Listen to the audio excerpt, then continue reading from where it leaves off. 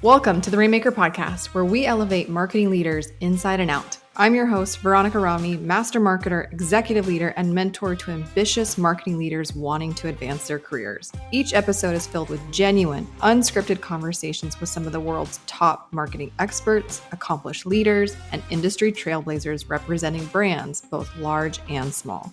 Our goal with this podcast and everything we do is to help you master your role, nurture your team, prioritize your well-being, and evolve into an industry-leading rainmaker. This is the Rainmaker Podcast. In this episode, get ready to explore the fascinating world of marketing through the lens of behavioral science. I am so excited for this guest. I have been a fangirl of hers truthfully for years. She is a true marketing luminary, the co-founder and chief creative officer of HBT Marketing, and a best-selling author renowned in the marketing sphere called Nancy Harhut. With over 150 awards recognizing her expertise in direct and digital marketing effectiveness, Nancy and I had an insightful conversation where we talked about using behavioral science in marketing. We also talked about her personal journey becoming a marketer and finding herself in this unique industry with this unique skill set that ties in the psychology of a person with the persuasion to have somebody buy your services. It was one of my favorite conversations. So without further ado, let's make it rain with Nancy Harhut. Nancy, welcome to the Rainmaker Podcast. Veronica, thank you so much for having me. I'm psyched to be here. I'm so excited for this. I'm excited for the timing of this conversation. I'm excited for you because you are brilliant and I have been a fan of yours for many years. So let me just allow myself to fangirl just for a hot second. You're brilliant, one of the most brilliant minds in marketing, and you always approach it in such a relatable, consumable way. Like you're like the Andrew Huberman of the marketing world because you take really big, meaty, I think, concepts that are scientifically based, but you make it reachable for the average marketer. So I really appreciate your work. Thank you. You are too kind. Thank you No, very, it's very much. true. You're way too kind. It's true. This is why you are always a huge fan favorite at all the marketing conferences that you speak at. So it's a testament to you. It's a testament to your communication style. And I need a favor. I am privy to many conversations with some incredible marketers who have been through it all. I also have very frequent one-on-one behind the door kind of conversations with visionary CEOs, small business owners. We are recording this on the backside of Black Friday, Cyber Monday, which is, for a lot of us, the last big money grab before the closeout of a new year or the closeout of a year into a new year. And I can't make sense of the world. I read reports where retailers are having record breaking sales. If I looked at just my own front porch, I have a new jacket from Columbia. I have an order from here and here. And they were all doorbusters. And I feel the dopamine's real high for me today because they're all coming in. And then in the same token, I'm having conversations with service providers, coaches, consultants, almost like intangible goods versus tangible goods. They're lamenting to me. They're stressed. They are having, for them, record low sales in contrast to what they did at the same time of year in 2022 and beyond. And I've been thinking about this and mulling this over literally since Black Friday, Cyber Monday closed out. What is happening? Is this a bigger conversation for the changing prospect in a tighter economy, higher inflation? Is this going to stay like this forever as the economy worsens? I mean, there's just a lot of questions that I think a lot of us want to answer. But I think for me, more than anything, I want to inform and guide our marketers to rise up to the occasion and not be deflated by the adversity, because we all still want to win. And so I invited you to this conversation and I'm dying to pick your brain on it. Let's just go. Let's just start. What are your initial thoughts? Yeah, well, again, thank you for inviting me to be here, and I'm psyched to chat with you about this. And I'm a little distressed to hear what you're hearing. I mean, you're totally plugged in. You've got your finger on the pulse, and that's not great news for me and a lot of people that I know Sure. who sell more intangible things, sell more service oriented goods. So I don't know. I don't know what's going on, but what I might be able to do is share with you and your listeners some behavioral science based Yes. tactics that might give them an edge. So Please. even though the economy is down, or even though, the buying cycle is off, there are, I think, certain things that we can do that might just make it more likely that people will do what we're asking them to do, will do what we want them to do. And so that's what I'd love to be able to share with you. I talk about behavioral science, and just as a quick level set, when we talk about behavioral science, what we're talking about is the study of how people behave, right? It's that Mhm. simple. But more specifically, how they make the decisions they make. And what behavioral scientists have found is very often people don't make decisions the way we marketers think they do, which is to Yes. say, they're not really weighing the pros and cons, thinking, they're not really in the moment making these well thought out, well considered decisions. Very often they're relying on decision defaults. They're just kind of responding automatically, instinctively, reflexively. Mm. And if they're then subsequently asked, well, why did you do that? Or why didn't you do that? They'll have a explanation at the ready, but it may not, in fact, it often isn't the full story. So Mm. what happens is, people make decisions for emotional reasons, and then they later justify those Mhm. decisions with the rational reasons. But it goes even beyond that. Very often there are factors at play that influence people's decisions, and people aren't even aware of those decisions. So it's almost like there's, this thing out there that puts a thumb on the scale, and we're not even aware of it. We think we know why we're doing what we're doing. We think we know why we're making the decisions that we're making, but we're really also responding to something else that is maybe happening subconsciously that we're not really aware of. And it doesn't mean that we don't, do our research. It doesn't mean that we don't, think about our needs or our past buying experiences. That all, pricing, company reputation, all of that stuff, it all factors in.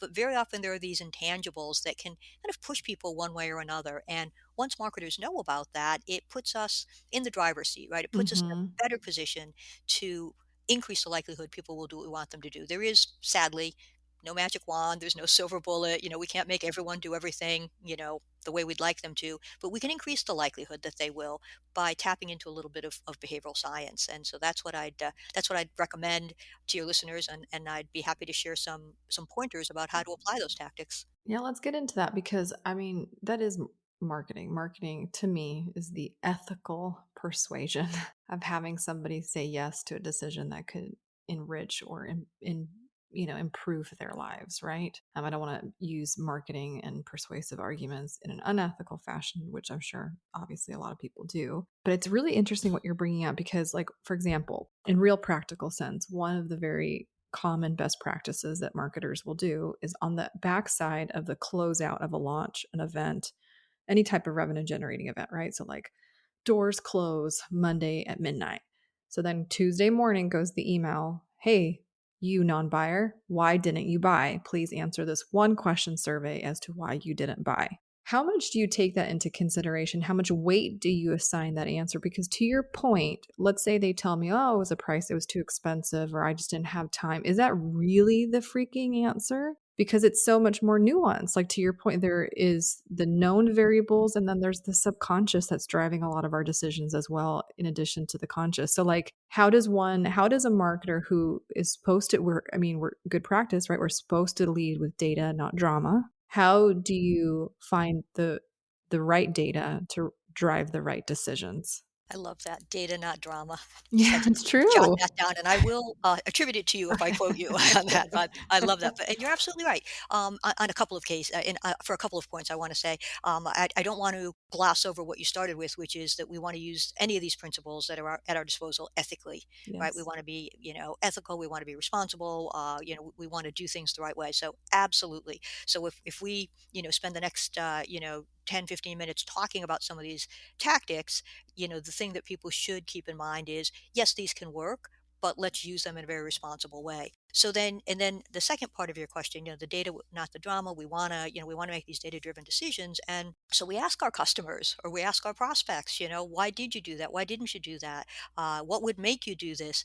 And I think we have to take those answers with a grain of salt. There's going to be some truth to them, but it's probably not going to be the entire truth. There's a quote by Dan Ariely, who's a very well known behavioral economist. He wrote a book called Predictably Irrational, and he says something like, and I might not have it exactly, but I'm going to give you the gist of it. We like to think of ourselves as sitting in the driver's seat with ultimate control over the decisions we make, but alas, this perception has more to do with our desires than with reality. So we, again, we think we know we're doing, and there's going to be some truth to it. I mean, somebody might say to you it was too expensive, and that might have been the reason they didn't buy it.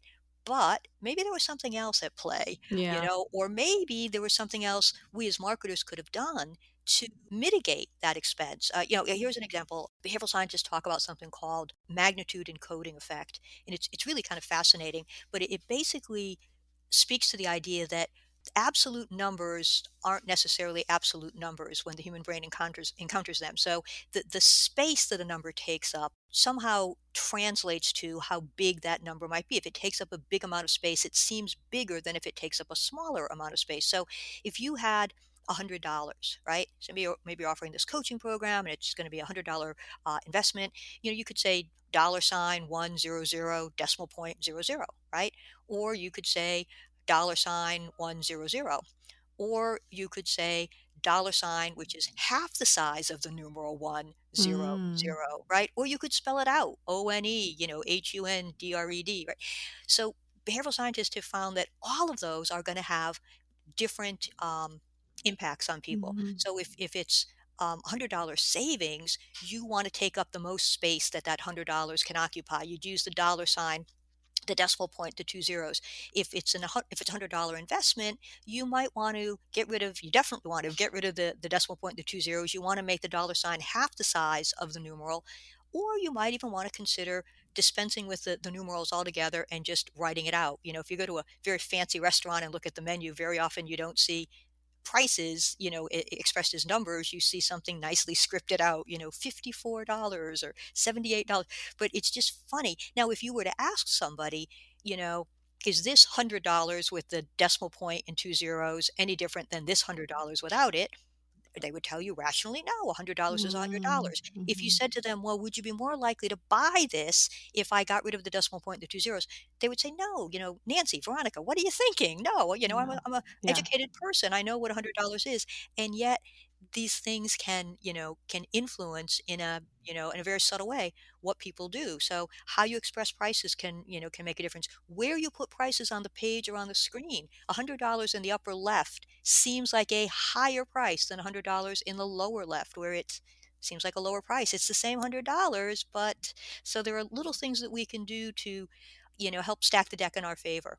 Oh my gosh, like, again, my brain. Because I remember when I was working it back in an agency and we were helping an e-commerce website and they sold baby onesies, like bulk baby onesies and different colors and things like that. And we did a test, an A/B test, where on one version of the homepage it was like a layout of a whole bunch of like multi-ethnical babies and different onesies, and they were staring straight at you, like eye contact directly to you.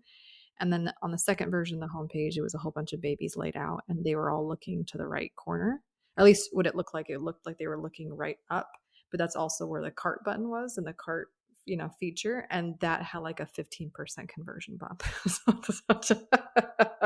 Same babies, Yep. just literally the difference was eye contact or the direction of their eyes. And so, like, it is wild because to your point, if you asked a human being, they would be like, I'm not so silly that I'm influenced that granularly. But the truth is, we are. The truth is, Disney World does play slow music in the morning. So you peruse the shops before you go to the rides.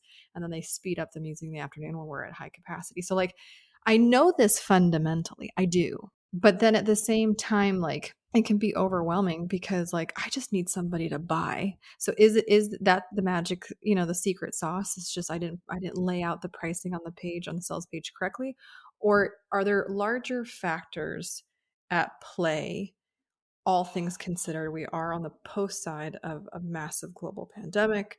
We're into inflation and economic, turmoil and pent up purchasing power and all these things. What are you seeing now in some of your research and some of your own private clients that you work with? Like, what are you seeing on the ground now yourself? That's a good question. So, with some of my clients, I'm seeing two flavors of things with my clients right now. Okay. Some of them are rushing to spend what available budget they have left because it's a use it or lose it situation. Hmm. And so all of a sudden, after having been in touch with them, Veronica, for months and months and months, yeah, check in, how are things Hmm. going, anything you need us to do? all of a sudden the floodgates opened in December because they were like, "Oh my gosh, now we have other clients who, we just spoke with one earlier this week, and we said, here are some, I think, smart ideas for you to think about for 2024. If you like them or some of them, we should probably get going now so that we can Mhm. be in market Q1." And we got back a lot of TBD, Mm. no, let's revisit this later. So I think there's a couple of things going on. I think the people who have money are aware of the fact that they are going to lose it if they don't spend it, and so they're spending it because why not, right? And then there are other people I think that are being way more cautious because of the very things you've mentioned. Mhm. The unpredictable economy, and Mhm. just the kind of, on the one hand, there's pent up demand, but on the other hand, there's uncertainty about, should I spend the money that I have, because which makes me think of, when you were saying earlier, tangible goods versus intangible goods. And I'm wondering if some of that is honestly, well, I'm going to buy something for someone, right? It's Mm. holiday season, I'm going to give them something. Mhm. And a thing that you can touch just maybe seems, from the buyer's perspective, to be a better gift than something that's intangible. Here's a code for something, or here's a note, a certificate, or Yeah. which just seems a little less. Although we know from psychology that actually experiences are better than items. People enjoy experiences more. They look forward to them. They know it's coming up, and they savor the anticipation, and then they enjoy it, and then they have the wonderful memories. And in a lot of respects, experiential things can be better gifts. But then another thing that might be going on is, some of these coaching programs, for example, or some of these intangible things. They might be more for me. And right now, I've only got a certain amount of money, and it's the holiday season, so I'm going to spend that limited money on the people that I want to take care of, and I'm going to put myself off. I'm not going to give a gift to myself. So maybe there's some of that going on. It's I mean, I wish I had the absolute answer. I wish I could say, well, actually, this No, is I what's going on. mean, But if you and I had the answer, we'd be retired in the Bahamas, you know. But this is the fun part to me. I think this is the art and science of marketing because it is. It's both the creative elements, but it's also like the data and like it's everything. It's heart and brain, right? And so so a lot of my clients who render what we call right into let's use that in intangible services. They're coming to me like, do I have to like cut down my prices by 50%? And that is like terrifying, right? There goes profitability, there goes the team that's being obviously supported by that profit margin, all of the different things.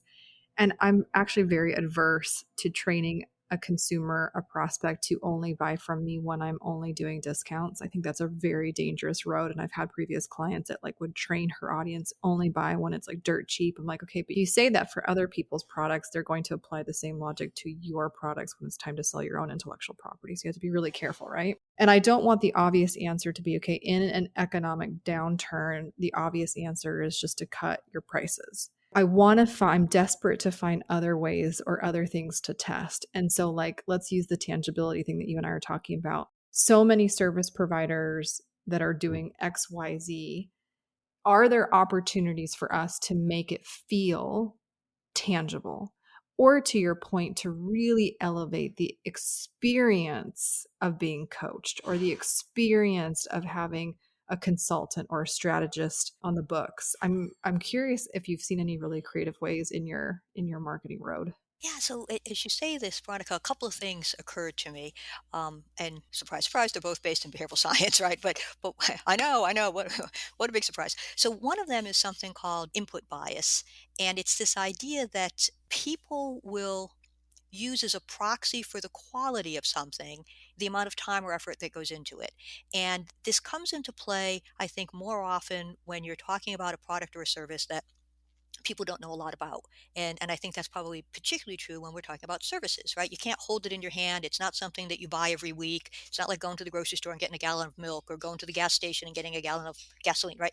So it's this service, and maybe you're not sure about it. And so if we as marketers can take that intangible service and make it seem a little bit more tangible by pointing out the amount of time or effort that went into developing it. So maybe you say, you know what, I have worked with 100 clients over half a dozen different verticals. And I know, you know, the kind of coaching that you need if you want to succeed, if you're trying to take your business to the next level, or maybe you talk about, the number of years you've spent honing your skills, or you talk about, the fact that you have spent 117 hours developing this new coaching module, and it's, tailor made to people who are successful but want to ramp up their success. But those things, like it's been 117 hours, it's been 500 people, it's across 7 different verticals.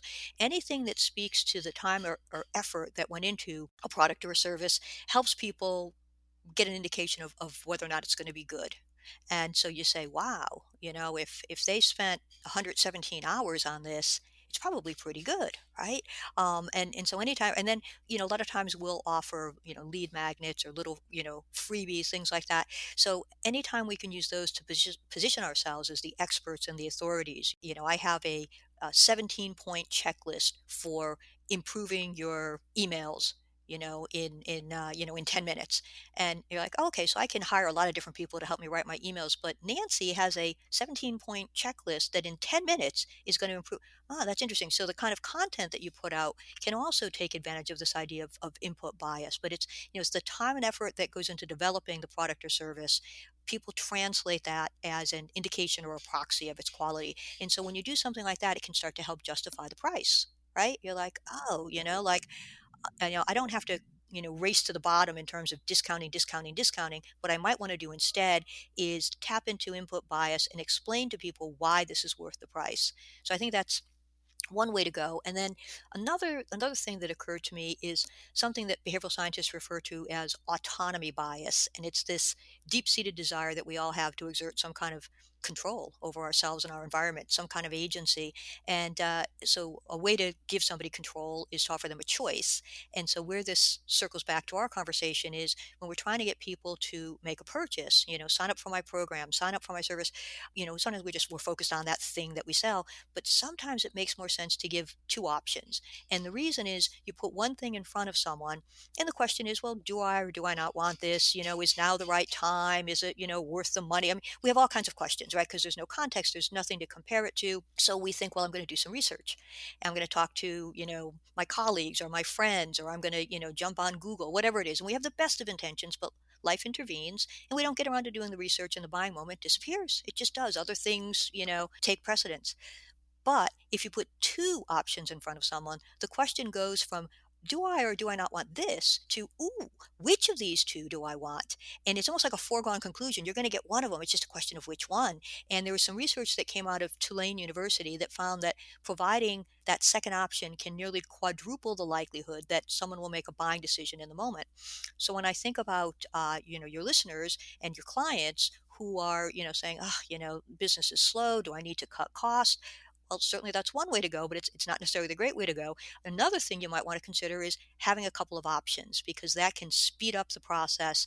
And and also you're like, if you're feeling money is a little bit dear, you're like, well, all right, instead of taking the deluxe, I'll take the basic. I'll start there. But at least you're making a sale. Or for some of my clients, I've recommended this: if you have a basic and a deluxe, you can introduce a super deluxe with the full understanding that very few, if any, people are going to buy it, but it makes that deluxe middle option a little bit more appealing, because people think, well, I'm not going to go the cheapest, I'm not going to go the most expensive, I'm going to take the middle option. In what used to be in a two option situation, the most expensive option, now it becomes the very sensible middle option. So Oh my definitely things to goodness. think about. That is beyond validating.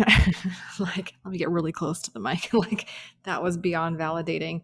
I'm probably on that side. I want to be driving my decisions. I don't want to be told what I have to decide upon. That's very interesting. And I do think that prospects like to also be in the driver's seat. And so, very recently, even for my own personal Black Friday special that I did, I on purpose put the cost of my group programs next to the cost of my one-on-one services, not because I wanted to push the one-on-one services, because I wanted to show that the one-on-one services are like 10x the price of the group program. But if I had just put the group program on its own, to your point, it would have looked super expensive because there's no contrast, there's no context, right? None. it just looks expensive on its own, especially, when you're dealing, if you're a business owner or you're a marketer who has to market for high ticket services, these, you know what I mean? Like that giving context. And I also love what you said about the input bias.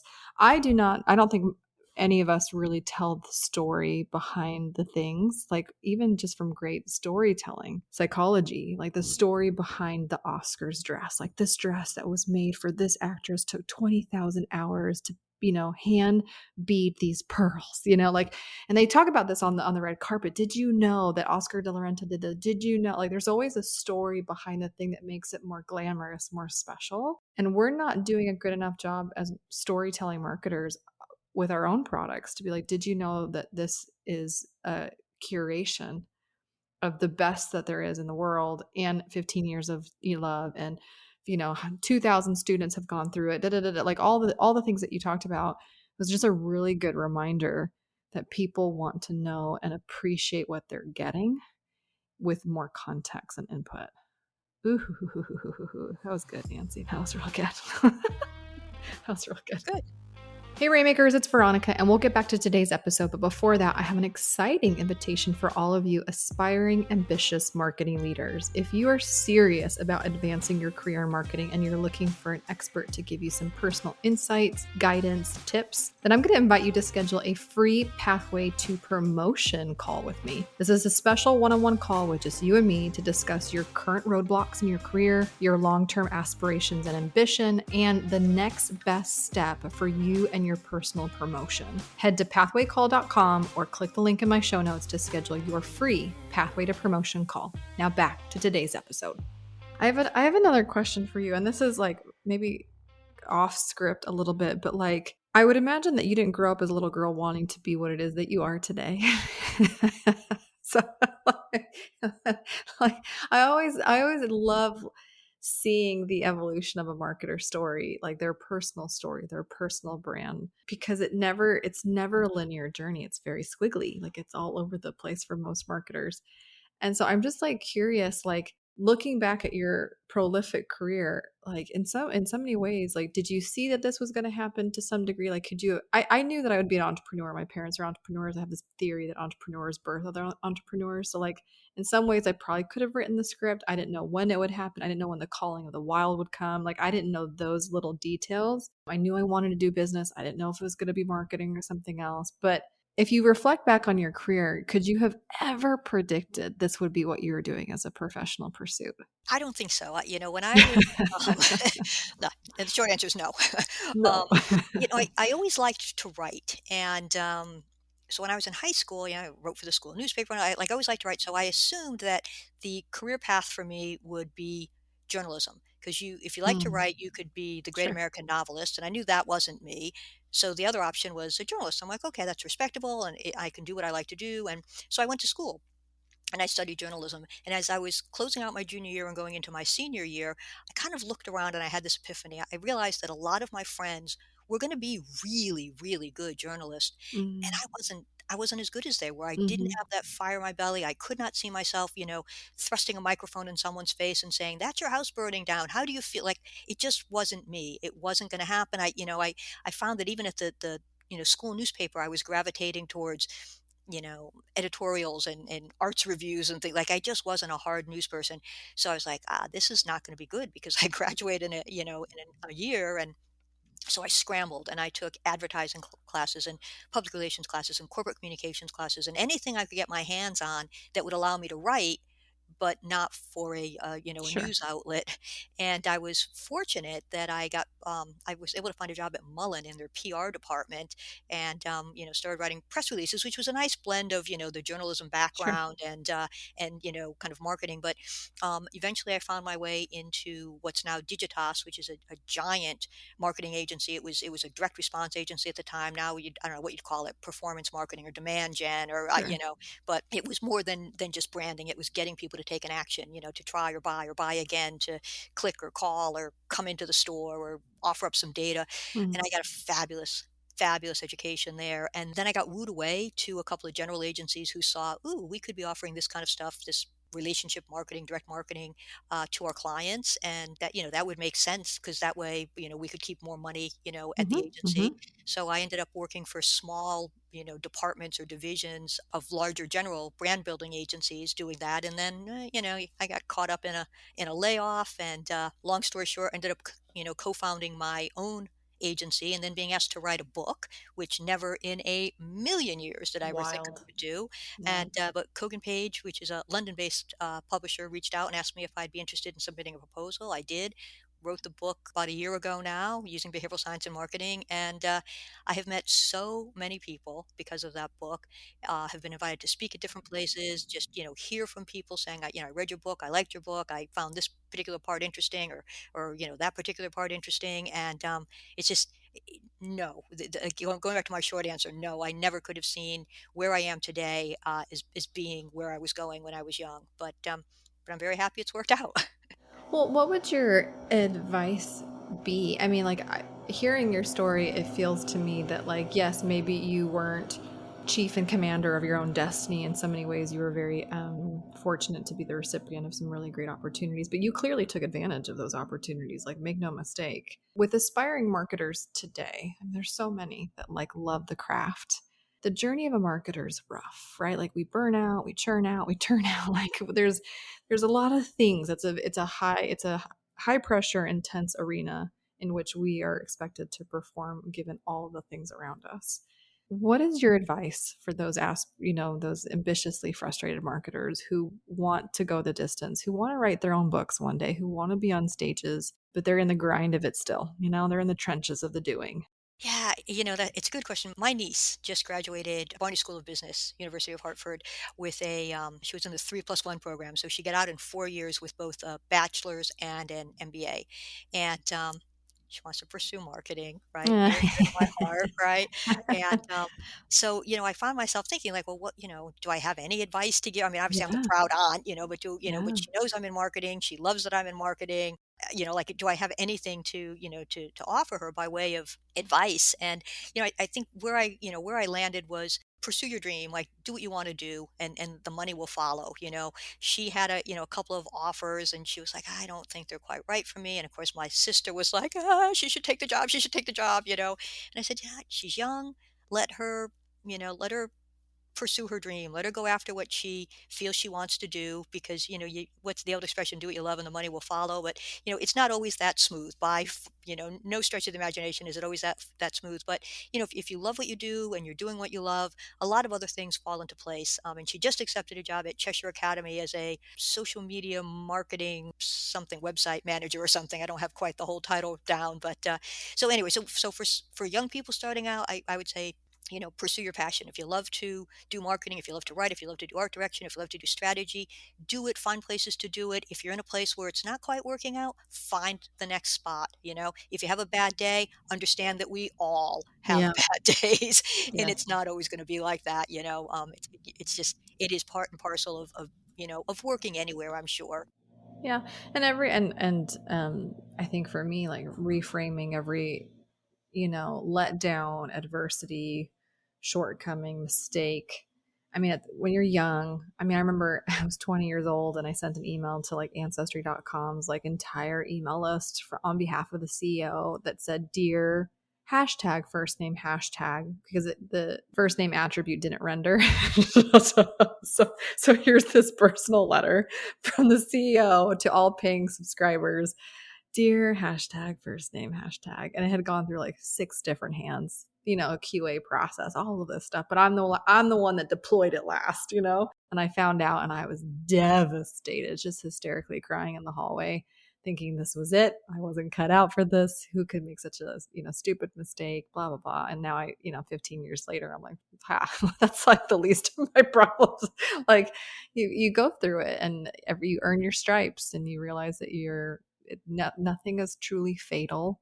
This is not brain surgery that we're performing. This is marketing. This is art and science. And those that can fail fast win. It's that. So, Nancy, one of the things that we do to conclude our podcast is where we flip the script and we have our guest get to ask me, the host, whatever they would like to ask as the final question. So you get to put me on the hot seat as I have put you on the hot seat. All right. Well, so you've had an incredible career. I've had the opportunity to see you at conferences. I follow you. I was always intrigued by you spent some time collaborating with Tony Robbins. What was the most important thing you took away from that collaboration? Oh man. Okay. So, some context and history to the Tony Robbins story is when I sold my agency in the middle of 2019, summer 2019, I still love speaking and I still love marketing, but I was so done being a service provider for marketing services and running the agency. It's agency life is brutal for a lot, right? It's hard. And at the time is when Tony Robbins was doing his collaboration, his partnership with Dean Graziosi, and they were selling this product called the Knowledge Business Blueprint, which is basically packaging your knowledge and selling it in the world in the form of intellectual property and info products or whatever you choose to do. So of course I bought the course.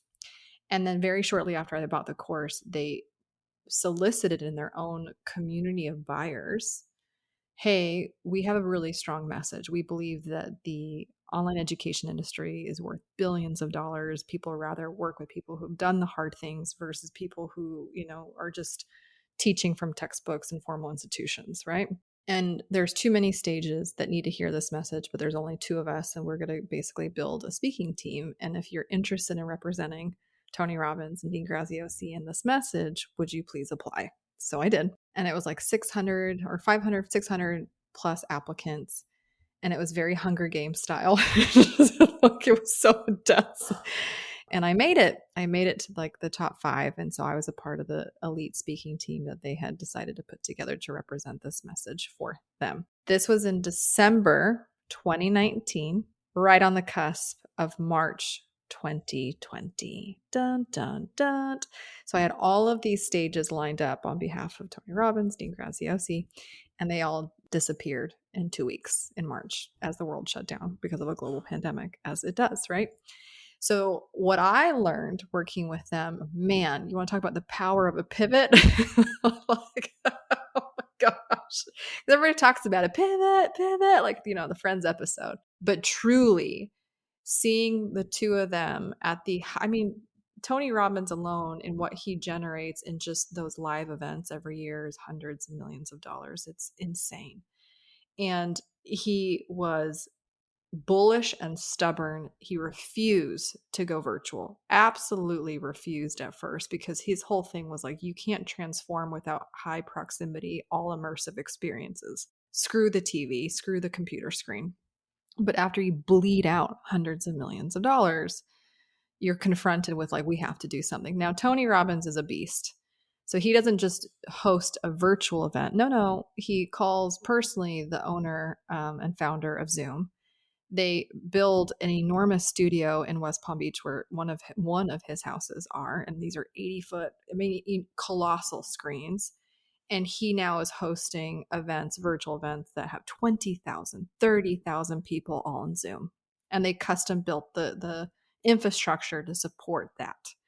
And so I went from the prospect of speaking on stages physically to now moderating, facilitating Zoom rooms of hundreds of people for them. And so I'd be sitting in a chair for hours, Nancy, hours, hosting these events and being a part of the behind the scenes and turn cameras. This person's naked, turn this camera off, some crazy stuff. But being close to them, I had at one point he did a podcast with Pete Vargas, and I was responsible to edit it and like clip out some things. I'm like, this can't be aired. So like different things. So but being behind the scenes of a personal brand at that size and magnitude is one of the greatest master classes that I have personally had any type of participation and witness to. It is astronomical. Like, you want to email him or do anything with him, you have 14 people on one email that are like around him and making sure that they're protective of his role and only what he can do and what no one else can do. So it was a real testimony to me. It's obviously very much influenced how I look at my own personal brand. It certainly influences how I help other marketers market themselves, because marketers are great at marketing other people, but we suck at marketing ourselves. Let's be very clear. And so it has absolutely educated me, informed me on how I help other people, including myself, show up in a world that's authentic to who we are without having to be anything that we don't want to be. Wow, what a story, what an experience. And I totally, I knew you'd been doing something with him, totally missed the pandemic timing there. Holy crow. Well, yeah, that was quite a pivot, but how very interesting. Thank you for sharing that with me. It's wild. But I think it's similar to your story, right place, right time. But also I was ambitious and I wanted to take advantage of the opportunities that were presented to me. And I didn't let imposter syndrome or disqualify yourself. I didn't do those things. I'm like, what's the worst that could happen? Nothing. So let's see where it could go. And I think that's been kind of the motto of my career in marketing because I've been consistently a marketer for 15 plus years, but I've seen it from so many different angles. I've exercised that craft in varying ways, whether being a service provider, a consultant, and in-house, like, but it's always been marketing. I've always had this affinity and love and affection for marketing, and it's been a wild, fun ride. Well, you've got a gift for it. I mean, you have the Yeah. affinity and the love, but you've got a gift for it, a talent for it. So, good on you. Well, Nancy, thank you so much for all of your wisdom, for your time, for your generosity, for being on today's Rainmaker podcast. Thank you so much for having me. Thank you for joining us on today's Rainmaker podcast. Marketers help other marketers. So if there's a marketer in your life who could really use a new perspective in a way that helps them advance their career, please pass this episode forward, share, leave us a review. Everything helps as we embark on helping as many marketers elevate themselves inside and out. You can always visit veronicarami.com for today's show notes, additional links to some free resources and tools for you to help you advance your career. You can always connect with us on social media at ViaRami if you want more behind the scenes or a way for us to connect personally. Until next time, my friends, make it rain.